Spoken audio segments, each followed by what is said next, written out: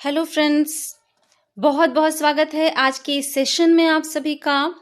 जैसा कि आप जानते हैं कि बर्नौली प्रिंसिपल हम लोग डिस्कस कर रहे हैं और एक सीरीज हम लोग चला रहे हैं एप्लीकेशन ऑफ बर्नौलीज प्रिंसिपल को लेकर के। आज इसी सीरीज में हम डिस्कस करने वाले हैं मैग्नस इफेक्ट। फ्रेंड्स, एक बहुत ही इंपॉर्टेंट एप्लीकेशन है बर्नौली प्रिंसिपल का मैग्नस इफेक्ट। तो क्या है ये मैग्नस इफेक्ट, जिस पर कई क्वेश्चन आपसे एग्जाम में पूछे जाते हैं। आइए आगे देखते हैं। When a ball is thrown horizontally with a large velocity and at the same time it is twisted to cause a spin, it deviates from its usual parabolic path of spin-free motion and get a new path. This effect is due to Bernoulli's principle. Friends, जो बात मैंने बोली इसी से related है हमारा Magnus effect, इसलिए हम पहले इसे अच्छे से समझ लेते हैं। When a ball is thrown, जब हम किसी बॉल को हॉरिजॉन्टल डायरेक्शन में थ्रो करते हैं और हॉरिजॉन्टल थ्रो करने के साथ ही हम उस बॉल को स्पिन भी करा देते हैं, यानी हम उसे ट्विस्ट करके थ्रो करेंगे। हमारे पास एक बॉल है, इसको थ्रो करने से पहले धीरे से आप थोड़ा सा ट्विस्ट कर दें, थोड़ा सा रोटेटरी मोशन इसको दे दें तो ये स्पिन करने लग जाएगा, स्पिनिंग मोशन आ जाएगा। और अब इस स्पिनिंग मोशन के साथ ही इसको हम हॉरिजॉन्टल डायरेक्शन में थ्रो करें तो इफेक्ट क्या आएगा फ्रेंड्स, बॉल आगे भी बढ़ती जाएगी और साथ साथ वो अपने एक्सिस के चारों तरफ रोटेटरी मोशन भी करेगी। किस एक्सिस के चारों तरफ रोटेट करेगी? ये हॉरिजॉन्टल डायरेक्शन जिधर हमारी बॉल जा रही है, ये बॉल है, तो ये अपने जो डायरेक्शन ऑफ मोशन है उससे परपेंडिकुलर डायरेक्शन में, लेकिन हॉरिजॉन्टल प्लेन में ही, मतलब हम ये डायरेक्शन अडॉप्ट नहीं कर सकते हैं बॉल की स्पिन को शो करने के लिए। हमें ये जो हॉरिजॉन्टल प्लेन में इसके डायरेक्शन ऑफ मोशन से परपेंडिकुलर डायरेक्शन में हमने इस एक्सिस के अबाउट बॉल को धीरे से स्पिन करा दिया। तो जैसे ही आप ट्विस्ट करेंगे ये स्पिन मोशन करने लगी और स्पिन के साथ साथ ये हॉरिजॉन्टल डायरेक्शन में ट्रांसलेटरी मोशन भी कर रही है। तो इन दो मोशन का जो कंबाइंड इफेक्ट होता है वो ये आएगा कि एक्चुअली ये बॉल हॉरिजॉन्टल में थ्रो की गई, लेकिन ये अपने ओरिजिनल पाथ से डेविएट हो जाती है, यानी किसी और पाथ पर पहुंच जाती है। आपने सुना होगा कि क्रिकेटर्स जब खेल रहे होंगे तो स्पिनिंग बॉल खेलने की उनको अलग से प्रैक्टिस करनी पड़ती है। क्यों? क्योंकि मान लीजिए इस डायरेक्शन में बॉल को थ्रो किया गया लेकिन उसमें स्पिनिंग मोशन भी साथ में है, तो ये एक्चुअली दिखाई तो पड़ेगी कि इधर जा रही है, लेकिन स्पिनिंग के कारण जो उस पर इफेक्ट आता है, जिसे हम मैग्नस इफेक्ट अभी क्या है वो आगे एक्सप्लेन करने वाले हैं, उस इफेक्ट की वजह से बॉल अपने ओरिजिनल पाथ से डेविएट होकर के किसी और पाथ पर चली जाती है, एक पैराबोलिक पाथ को फॉलो करती है। यानी जो क्रिकेटर सिर्फ विदाउट स्पिनिंग बॉल को खेलने के लिए प्रैक्टिस किए हुए हैं उससे तो ऐसा लगेगा कि बॉल यहां कहीं पहुंचने वाली है, लेकिन एक्चुअली स्पिन के कारण जो उस पे मैग्नस इफेक्ट आया है उसकी वजह से बॉल यहां पहुंच गई और वो प्लेयर उस बॉल को नहीं खेल पाएगा। तो ये है यहाँ पर स्पिन करती हुई बॉल का इफेक्ट, जिस पर हम अभी बताएंगे कि एक्चुअली मैग्नस इफेक्ट क्या है, इसी स्पिनिंग बॉल से रिलेटेड है। फ्रेंड्स, यहां ध्यान से देखिए तो मैंने दिखाया हुआ है कि when the ball is twisted to cause the spin it deviates from its usual parabolic path. जबकि हमने यहां क्या कहा कि बॉल को हमने हॉरिजॉन्टल डायरेक्शन में थ्रो किया। अब हमने यहाँ यूजुअल पैराबोलिक पाथ क्यों बात कही, मतलब हम यहाँ कह रहे हैं कि हमारी बॉल जो बिना स्पिन के जिस पैराबोलिक पाथ पर जाती, अगर हम उसको स्पिन करा के हॉरिजॉन्टल में थ्रो करते हैं तो वो जो उसका बिना स्पिन का पैराबोलिक पाथ होना चाहिए था उसके बजाय किसी और पैराबोलिक पाथ पर जाएगी, यानी पाथ से डेविएट हो जाएगी। हमने यहाँ ये बात नहीं कही कि बॉल हॉरिजॉन्टल डायरेक्शन में जानी चाहिए थी लेकिन वो पैराबोलिक चली गई। उसका रीजन क्या है कि जहां पर भी आप प्रेजेंट हैं और हम बॉल को थ्रो कर रहे हैं वहां एक्सीलरेशन ड्यू टू ग्रेविटी का इफेक्ट तो प्रेजेंट है ही। यानी जब हम बॉल को हॉरिजॉन्टल डायरेक्शन में थ्रो करते हैं, मान लीजिए हॉरिजॉन्टल डायरेक्शन में हमने कोई एक्सीलरेटेड मोशन इसको नहीं दिया, इसे कांस्टेंट वेलोसिटी से हमने थ्रो किया, लेकिन फिर भी इस हॉरिजॉन्टल डायरेक्शन से परपेंडिकुलर यानी वर्टिकल डायरेक्शन में acceleration due to gravity small G तो प्रेजेंट है ही। अब इस एक्सीलरेशन का इफेक्ट क्या होता है जो कि इसके हॉरिजॉन्टल मोशन से परपेंडिकुलर है। ये एक्सीलरेशन इधर वेलोसिटी को चेंज नहीं कर सकता, यानी जो वेलोसिटी का मैग्नीट्यूड है उसको नहीं बदल सकता, पर इसकी डायरेक्शन बदलेगी क्योंकि ये परपेंडिकुलर डायरेक्शन में एक्सीलरेशन अप्लाई हो रहा है। तो जब वेलोसिटी का मैग्नीट्यूड ये नहीं बदल सकता, डायरेक्शन बदलता है, तो इसका इफेक्ट क्या आता है कि जिस बॉल को हमने हॉरिजॉन्टल फेंका है वो एक्सीलरेशन ड्यू टू ग्रेविटी के कारण एक पैराबोलिक पाथ पर झुकता हुआ नीचे की तरफ जाएगा। यानी नॉर्मल कंडीशन में जिस ऑब्जेक्ट को हम हॉरिजॉन्टल फेंकते हैं, क्षैतिज दिशा में फेंकते हैं, वो एक पैराबोलिक पाथ को ही फॉलो करता है। तो इस केस में अगर हम इस बॉल को हॉरिजॉन्टल फेंकने के साथ स्पिन भी करा दें, रोटेट करा दें, तो उसका इफेक्ट ये होगा कि एक डाउनवर्ड जो फोर्स है, एक्सीलरेशन है, वो इस स्पिन मोशन की वजह से भी लगेगा। तो जो जी की वजह से पैराबोलिक पाथ आया था, ये इस पाथ से थोड़ा सा डेविएट करके यानी नए पैराबोलिक पाथ पर हमारा ऑब्जेक्ट चला जाएगा। यानी बिना स्पिन के बॉल अगर यहां आती तो स्पिन कराने पर बॉल यहां कहीं पहुंच गई, अपने ओरिजिनल पैराबोलिक पाथ से डेविएट हो गई। इसलिए इस बॉल को भी खेलना क्रिकेटर के लिए थोड़ा मुश्किल होगा।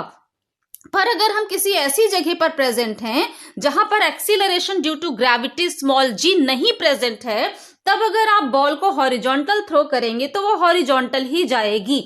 अब अगर इस बॉल को हम स्पिन करा दें तो इस स्पिन की वजह से भी अपर एंड लोअर साइड में प्रेशर डिफरेंस क्रिएट हो जाता है। ऊपर की तरफ ज्यादा प्रेशर और नीचे की तरफ कम pressure.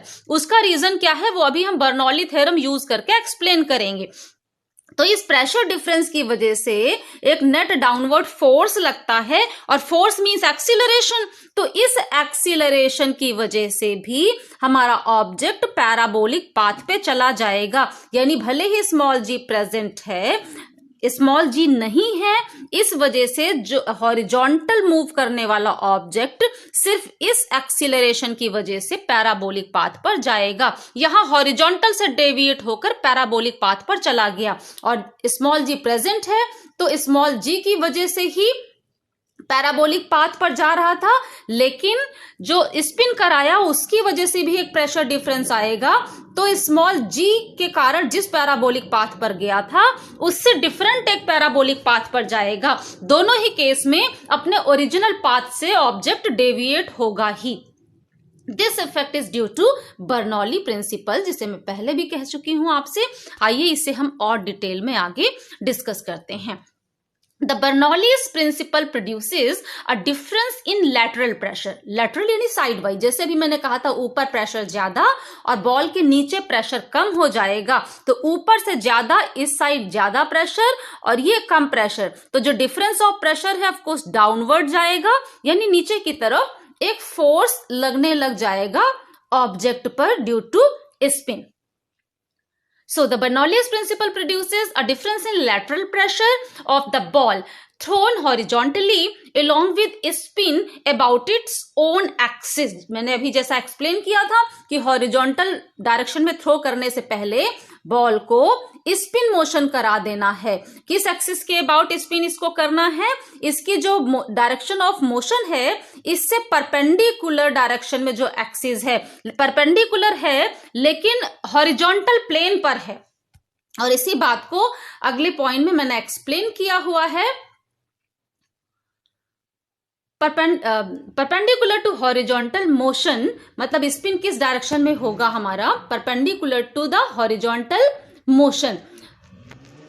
The Bernoulli's principle produces a difference in lateral pressure of the ball thrown horizontally along with spin about its own axis। अब वो एक्सिस कहां होगी? Axis will be perpendicular to horizontal motion but lying in horizontal plane. perpendicular to horizontal motion but lying in horizontal plane, which causes a spinning ball to take a curved path which is convex towards the greater pressure side। और इस जो pressure difference create हुआ इसकी वजह से object जिसे horizontal में जाना चाहिए था क्षैतिज में, वो एक कर्व्ड पाथ पर चला जाता है। यहां फ्रेंड्स हमने स्मॉल जी के इफेक्ट को नहीं लिया है बट स्मॉल जी के इफेक्ट को मैंने स्टार्टिंग में ही आपको एक्सप्लेन कर दिया है। तो यहां पर सिर्फ स्पिनिंग की वजह से ये हॉरिजॉन्टल से एक कर्व्ड पाथ पर चला जाता है। और कर्व्ड पाथ अगर कहें तो कर्व तो ऐसा भी हो सकता है और कर्व ऐसे भी हो सकता था, लेकिन यहां पर ये कॉन्वेक्स किस साइड में होगा यानी उभरा हुआ किस साइड में होगा? जिधर प्रेशर ज्यादा है, towards the higher pressure side. और मैंने अभी क्या बताया आपको, अभी आप देखेंगे भी बर्नौली थ्योरम अप्लाई करके कि बॉल के ऊपर की तरफ प्रेशर ज्यादा है, इसलिए देखिए कर्व्ड पाथ का कन्वेक्स यानी उभरा हुआ पार्ट ऊपर की तरफ हमने शो किया है हम। So the convex towards the greater pressure side. This dynamic lift due to spinning is called Magnus effect. अब हमने यहां वर्ड यूज किया डायनेमिक लिफ्ट। तो फ्रेंड्स यहां हम आपको बता दें कि डायनेमिक लिफ्ट का मतलब क्या है। बर्नौली थ्योरम की एप्लीकेशन जब आप पढ़ते हैं तो वहां आपने देखा होगा कि एरोप्लेन ग्राउंड पर जमीन पर अपने रनवे पर रन करता है, दौड़ता है और उसके विंग्स के स्ट्रक्चर कुछ ऐसे रखे जाते हैं कि जो एयर पास होती है, एयर पास होने में हम बर्नौली थ्योरम अप्लाई करके देख सकते हैं कि विंग्स के ऊपर प्रेशर कम हो जाता है जब, और विंग्स के नीचे प्रेशर ज्यादा हो जाता है। ऊपर प्रेशर कम और नीचे ज्यादा, तो ऊपर की तरफ नेट प्रेशर लगने लगता है और ये प्रेशर डिफरेंस जो side wise lateral pressure difference जो क्रिएट होता है वो एरोप्लेन को ग्राउंड से उठाकर ऊपर ले जाता है। और यहां पर भी हमने बर्नौली थ्योरम को यूज करके ही एक्सप्लेन करना है कि कैसे लेटरल प्रेशर डिफरेंस क्रिएट हो जाता है। और इस इफेक्ट को जहां ये लेटरल प्रेशर डिफरेंस क्रिएट होकर के ऑब्जेक्ट को ऊपर उठा रहा है, इसी इफेक्ट को हम कहते हैं डायनेमिक लिफ्ट। और सेम इसी इफेक्ट को लेकर के आप एक्सप्लेन करते हैं कि आंधी आने पर कभी कभी किसी हट के ऊपर की रूफ, उसकी छत उड़ जाती है, वहां पर भी इसी लेटरल प्रेशर डिफरेंस का इफेक्ट आता है जिसे बर्नौली थ्योरम ही एक्सप्लेन करता है और इस इफेक्ट को डायनेमिक लिफ्ट कहते हैं। और वही लेटरल प्रेशर डिफरेंस का इफेक्ट यहां स्पिनिंग बॉल के केस में आया जिसे बर्नौली थ्योरम एक्सप्लेन करता है। और इसी डायनेमिक लिफ्ट के कारण हमारा जो स्पिनिंग बॉल है इसके दोनों साइड्स पर प्रेशर डिफरेंस आया और इस प्रेशर डिफरेंस को हम मैग्नस इफेक्ट कहेंगे। तो फ्रेंड्स आप समझ पा रहे हैं यहाँ पर कि डायनेमिक लिफ्ट क्या है। और इस डायनेमिक लिफ्ट के कारण this dynamic lift due to spinning is called the Magnus effect. यानी यहाँ एक्चुअली मैग्नस इफेक्ट क्या है? The pressure difference created, this lateral pressure difference created due to spinning ball. तो ये इन जनरल वही dynamic lift जैसा ही effect है, लेकिन इसे स्टडी किसने किया था? It is the effect first noticed by German scientist H.G. Magnus. तो इनके नाम पर स्पिनिंग बॉल में जो लेटरल प्रेशर डिफरेंस क्रिएट हुआ, जो डायनेमिक लिफ्ट जैसा इफेक्ट आया, उसको मैग्नस इफेक्ट नाम दिया गया। अब ये प्रेशर डिफरेंस कैसे क्रिएट होता है, कैसे हम इसे बर्नौली थ्योरम यूज करके एक्सप्लेन कर सकते हैं, हमें वो भी देख लेना चाहिए। When the ball spins about its own axis perpendicular to horizontal motion but lying in horizontal plane due to viscous drag. When the ball spins about its own axis perpendicular to horizontal motion but lying in horizontal plane. ये हमने axis बताया है, जो अभी हम लोग discuss करके आए हैं कि कैसे हॉरिजॉन्टल मोशन से परपेंडिकुलर लेकिन हॉरिजॉन्टल प्लेन पर जो एक्सिस है उसके अबाउट हमारा बॉल स्पिन करेगा। और जब बॉल स्पिन करेगा मतलब ये बॉल है और ये ऐसे उस एक्सिस के अबाउट रोटेट कर रहा है। थोड़ी देर के लिए हम हॉरिजॉन्टल मोशन को भुला दें तो हमें दिखाई पड़ेगा कि बॉल अपनी ही जगह पर रोटेटरी मोशन कर रहा है। और जब ये रोटेटरी मोशन करेगा then due to viscous drag, viscosity हम लोग पढ़ चुके हैं पहले के वीडियोस में, उसे आप एक बार रिवाइज कर सकते हैं। Due to viscous drag it carries with it a layer of air in contact. मतलब बॉल के चारों तरफ जो एयर की लेयर है, जब हमारा बॉल ये स्पिन करेगा अपने एक्सिस के अबाउट तो इसको टच करने वाली एयर भी इसके साथ चलना चाहेगी, जैसा कि विस्कोसिटी में आपने देखा था। और जब ये एयर इसके बॉल के साथ साथ चलने लगेगी तो वहां पे स्ट्रीम लाइन मोशन स्टार्ट हो जाता है। जो फ्लूइड है, जो फ्लूइड मीन्स यहां हम एयर को फ्लूइड बोल रहे हैं, जो बॉल को टच करने वाली एयर है उसमें स्ट्रीम लाइन मोशन स्टार्ट हो जाता है। कैसे स्ट्रीम लाइन? ये हमारी बॉल है, जब बॉल ऐसे स्पिन करेगी तो इसके साथ की एयर भी ऐसे ही स्पिन कर रही होगी, यानी यहाँ पे circular concentric with the ball ऐसी स्ट्रीम लाइंस स्टार्ट हो जाती हैं।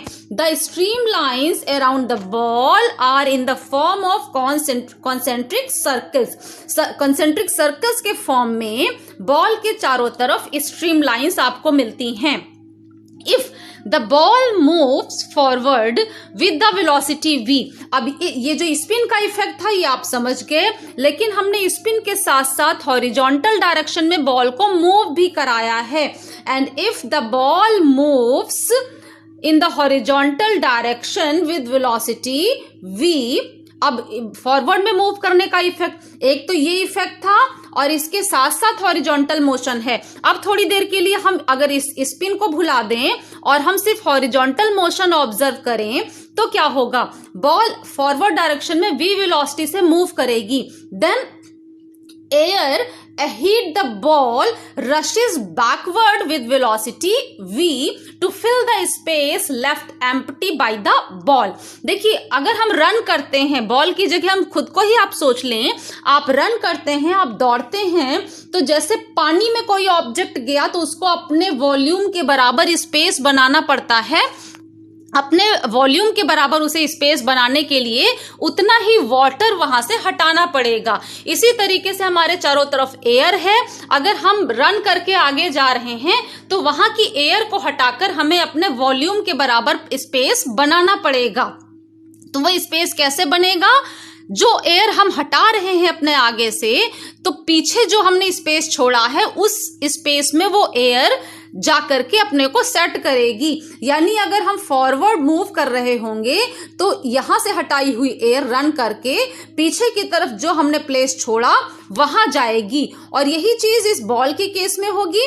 अगर v वेलोसिटी से हमारी बॉल आगे बढ़ेगी तो आगे की एयर v वेलोसिटी से ही पीछे आकर के अपना प्लेस ले लेगी।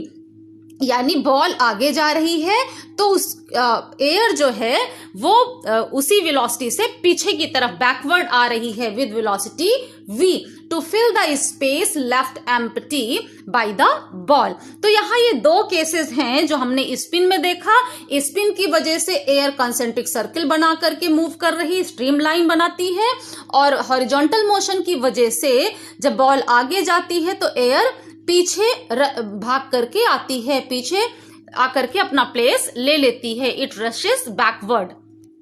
तो फ्रेंड्स, अब हम इन दोनों इफेक्ट को कंबाइन करेंगे, तब हम मैग्नस इफेक्ट को समझ पाएंगे। Due to translatory motion of the ball, the streamlines in the air are produced as shown in the figure। यानी ट्रांसलेटरी मोशन की वजह से जो स्ट्रीम लाइन आएंगी, ये एयर ऐसे गई तो ये स्ट्रीम लाइंस बन जाती हैं, और स्पिनिंग की वजह से अभी आपने देखा ही था कि कॉन्सेंट्रिक सर्किल थी। If we combine spinning and translatory motion of the ball, the layer of air above the ball moves in opposite directions due to the two motions.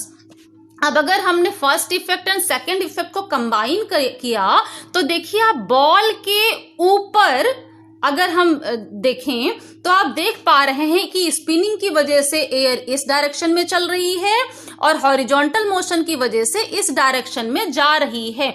यानी बॉल के ऊपर एयर का जो दो मोशन का effect है ball का, उसकी वजह से एयर की वेलोसिटी अपोजिट डायरेक्शन में है। यानी नेट वेलोसिटी अगर निकालें तो इन दो इफेक्ट को माइनस करके आप निकालेंगे तो बॉल के ऊपर वेलोसिटी कम आएगी, और अगर हम यही बॉल के नीचे देखें तो बॉल के नीचे स्पिनिंग की वजह से भी एयर इधर जा रही है और हॉरिजॉन्टल मोशन की वजह से भी इधर, यानी दोनों सेम डायरेक्शन में जाएंगी। तो बॉल के नीचे जो टोटल वेलोसिटी आएगी एयर की, वो दो इफेक्ट को ऐड करने से आएगी। यानी बॉल के ऊपर जहां माइनस करने से आई वहां वेलोसिटी कम, और बॉल के नीचे जहां ऐड करने से आई वहां वेलोसिटी ज्यादा हो जाएगी। Hence the velocity of air above the ball decreases and below the ball increases। अब ऊपर वेलोसिटी कम और नीचे हो गई वेलोसिटी ज्यादा। अब इस पे हम बर्नौली थ्योरम लगाएं तो बर्नौली थ्योरम में फ्रेंड्स आप जानते हैं कि आप शॉर्ट में हम यहां बता दें, पूरा वीडियो आपके लिए मैंने बनाकर दिया हुआ है। अगर आपको कोई कंफ्यूजन है तो आप उस वीडियो से देख सकते हैं। बर्नौली थ्योरम में आप कहते हैं P plus half rho v square plus rho g h is equal to constant. यानी कोई भी दो पॉइंट आप सेलेक्ट करें, अगर आइडियल फ्लूइड स्ट्रीमलाइन मोशन में है तो वहां यूनिट वॉल्यूम के लिए, एकांक आयतन के लिए P plus half rho v square plus rho g h constant आता है। अब हम चलते हैं above the ball pressure increases and below the ball pressure decreases. आप इसी रिलेशन को देख लें अगर, और यहां हम हॉरिजॉन्टल मोशन की बात कर रहे हैं तो ग्राउंड लेयर से ऊपर जाकर के H नोटिस करें। हम चाहे इस पॉइंट पे देखें तो भी H आएगा, किसी और पॉइंट पे देखें तो भी H आएगा। तो H दोनों पॉइंट पे जब सेम वैल्यू है, इसका मतलब अगर हम ये लिखें P1 plus P1 plus half rho V1 square plus rho GH1 is equal to P2 plus half rho V2 square plus rho GH2। तो H1 और H2 चूंकि बराबर वैल्यू आ रही है, इसलिए दोनों साइड से हमारा जो रो GH वाला इफेक्ट है ये कैंसिल आउट हो जाएगा। इसलिए हम यहां पर सिर्फ यूज करें P1 plus half rho V1 square is equal to P2 plus half rho V2 square. और पॉइंट्स कौन कौन से लें? Above the ball and below the ball. और बॉल की जो चौड़ाई है वो इतनी ज्यादा नहीं है कि उसमें हम H के इफेक्ट को लें, इसको हम इग्नोर कर दे रहे हैं, जिससे हम सिर्फ वेलोसिटी के कारण जो प्रेशर में डिफरेंस आ रहा है उसको नोटिस कर पाए। H का इफेक्ट हम यहाँ इग्नोर कर सकते हैं, वो इतना नोटिसेबल नहीं है। अब यहाँ फ्रेंड्स देखिए, अगर हम रो GH को इग्नोर कर दें और बॉल के ऊपर एक पॉइंट लें, बॉल के नीचे का एक पॉइंट लें, यानी फर्स्ट पॉइंट ऊपर और सेकेंड पॉइंट नीचे लें, और आप लिखिए P1 plus half rho V1 square is equal to P2 plus half rho V2 square. ये चीज अगर हम लिखते हैं, इसमें आप V1 यानी बॉल के ऊपर जो वेलोसिटी है, आपने देखा था बॉल के ऊपर की वेलोसिटी कम थी और बॉल के नीचे की वेलोसिटी ज्यादा थी। तो ऊपर की वेलोसिटी कम है तो जाहिर सी बात है ये कांस्टेंट हमें रिलेशन तभी मिल पाएगा जब ऊपर प्रेशर ज्यादा हो और नीचे प्रेशर कम। यानी स्पिन के कारण अपने आप एक इफेक्ट जनरेट हो गया जिसमें बॉल के ऊपर प्रेशर बढ़ जाता है और बॉल के नीचे प्रेशर कम हो गया, यानी लेटरल प्रेशर डिफरेंस यहां पर क्रिएट हो जाता है। Due to the difference of pressure on the two sides of the ball changes its path and becomes parabolic from horizontal in this case। यहां हमने स्मॉल जी नहीं लिया, इसलिए हम कह रहे हैं कि हॉरिजॉन्टल से पैराबोलिक हो जाएगा। क्यों? क्योंकि ऊपर प्रेशर ज्यादा हो गया और नीचे प्रेशर कम, यानी इधर से प्रेशर ज्यादा लगा और ये प्रेशर कम लगा। दैट मीन्स डाउनवर्ड एक नेट प्रेशर इस पे लगेगा, नेट प्रेशर डाउनवर्ड हो गया। नेट प्रेशर डाउनवर्ड है, यानी प्रेशर क्या है, फोर्स पर यूनिट एरिया, यानी यहां डाउनवर्ड फोर्स लगेगा। डाउनवर्ड फोर्स है तो एक्सीलरेशन होगा डाउनवर्ड। हॉरिजॉन्टल डायरेक्शन में ऑब्जेक्ट जा रहा है, उससे परपेंडिकुलर एक्सीलरेशन है। ऑफ कोर्स आप पढ़ चुके होंगे इस चीज को कि जब एक्सीलरेशन परपेंडिकुलर लगेगा तो ये हॉरिजॉन्टल डायरेक्शन में जो वेलोसिटी है उसका मैग्नीट्यूड नहीं चेंज करेगा, सिर्फ उस ऑब्जेक्ट के मोशन की डायरेक्शन को चेंज करके हॉरिजॉन्टल से उसे पैराबोलिक कर देगा। तो फ्रेंड्स यहां आपने देखा this difference of pressure which causes a spinning ball to take a curved path which is convex towards the greater pressure side. अभी इस बात को हम लोग डिस्कस कर चुके हैं। It will be convex towards the greater pressure side and this effect is called the Magnus effect. This effect of lateral pressure difference created in the spinning ball due to spin of the ball is the Magnus effect, जो कि dynamic lift जैसा ही है effect, लेकिन जो scientist थे उनके नाम के बेस पर इसको मैग्नस इफेक्ट कहा गया। तो फ्रेंड्स आज के इस वीडियो में इतना ही, और इस वीडियो को देखने के लिए थैंक यू सो मच, बहुत बहुत धन्यवाद आप सभी को। आगे की जानकारी के लिए आगे के वीडियोस देखते रहिए। अगर ये वीडियो आप को पसंद आता है तो वीडियो को लाइक करना और चैनल को सब्सक्राइब करना बिल्कुल भी ना भूलें। आपको कोई और जानकारी चाहिए इस टॉपिक से रिलेटेड तो आप कमेंट बॉक्स में जरूर लिखें, मैं समय निकाल कर उस टॉपिक पर आपके साथ डिस्कस करूंगी। Thank you.